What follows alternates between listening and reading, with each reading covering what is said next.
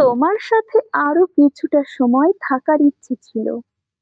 ইচ্ছে ছিল হাতে হাত ধরে আরো কিছুটা পথ হাঁটার।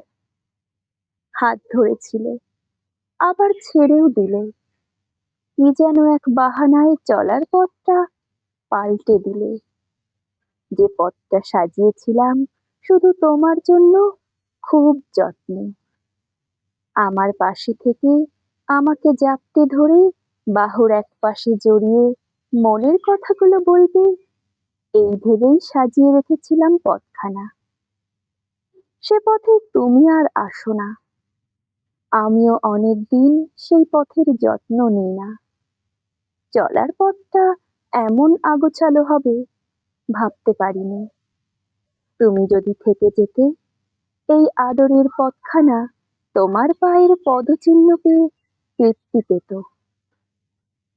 সে পথে আর কাউকে হাঁটতে দিই না কারোর পায়ের পদচিহ্ন পড়তে। সাহস পাই না সেই পথ নতুন করে সাজানোর। যে পথে তুমি আর হাঁটবে না, সে পথ থাকুক পরিত্যক্ত, নিঃশ্বাস ফুরোবার শেষ পর্যন্ত।